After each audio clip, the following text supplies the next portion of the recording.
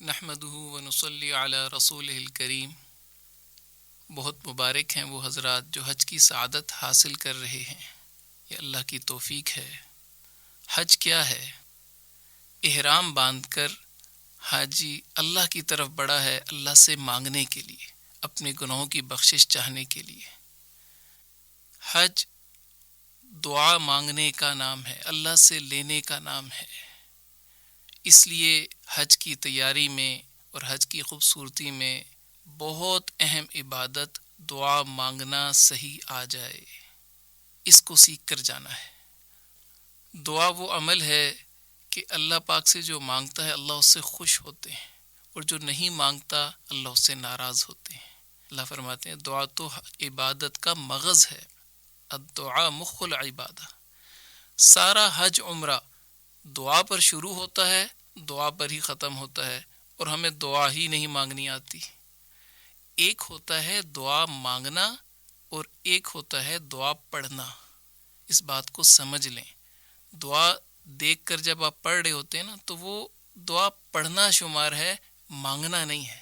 مانگنے کے لیے تو عربی زبان بھی شرط نہیں ہے، وہ تو دل سے مانگنا ہے، یہاں تک کہ زبان کا ہلانا بھی شرط نہیں ہے۔ آنکھوں میں آنسو ہیں، اللہ تعالیٰ کی طرف دھیان لگا ہوا ہے اور انسان اپنی حاجت اللہ کے آگے پیش کر رہا ہے۔ اس دعا کو سیکھ کر جانا ہے۔ دعا پڑھنی نہیں ہے، دعا مانگنی ہے، قدم قدم پر دعا مانگنی ہے۔ سارے حج عمرے میں ابتدا سے انتہا تک دعا ہی تو ہے۔ وقوف عرفہ کیا ہے؟ دعا مانگنا۔ وقوف مزدلفہ کیا ہے؟ دعا مانگنا۔ تو اس دعا کو سیکھنا ہے، دعا کی قوت کو بڑھانا ہے۔ جب آپ دعا مانگیں گے، آپ زبان حال سے اللہ تعالیٰ کو فرماتے ہیں یا اللہ مجھے تیری ضرورت ہے، تو میری حاجت کو پورا کرے گا۔ اور اگر عام زندگی کے اندر بھی اگر دعا نہیں مانگ رہے تو نعوذ باللہ نعوذ باللہ ہم زبان حال سے یہ کہہ رہے یا اللہ مجھے تیری ضرورت نہیں، میرے پاس پیسے ہیں، میرے پاس یہ بچے ہیں، میرے پاس یہ ہے، میرے پاس یہ، مجھے تیری ضرورت، نعوذ باللہ نعوذ باللہ۔ تو دعا مانگنا یہ ایمان کی علامت ہے۔ اس دعا کو سیکھ کر جائیں، انشاءاللہ حج میں خوبصورتی آتی چلی جائے گی۔ اب مانگنا کیسے ہے یہ بھی سمجھ لیا جائے۔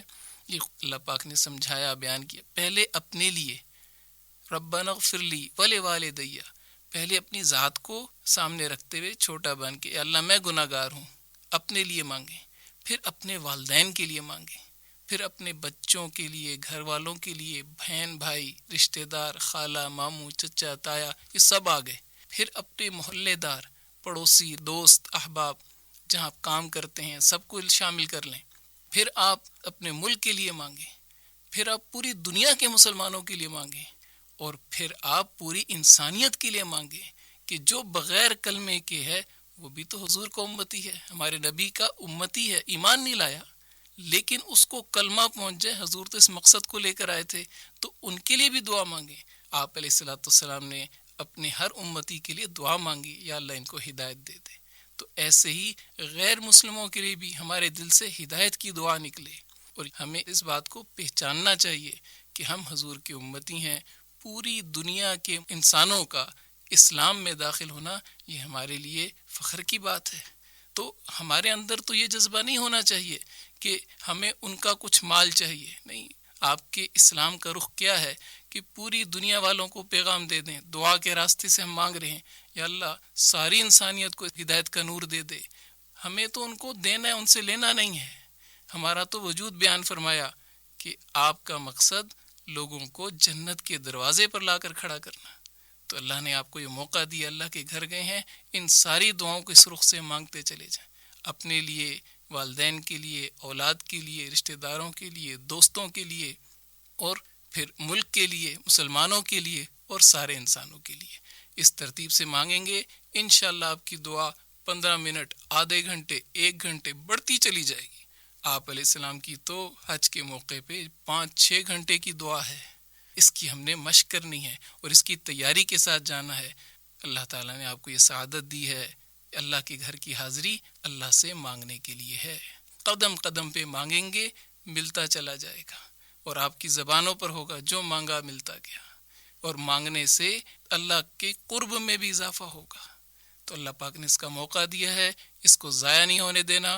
خوب دعا مانگنی ہے، خوب دعا مانگنی اور صحیح نہج پر مانگنی ہے اور ساری انسانیت کے لیے مانگنی ہے۔ اللہ تعالیٰ ہمیں عمل کی توفیق عطا فرمائے۔ وآخر دعوانا ان الحمد للہ رب العالمین۔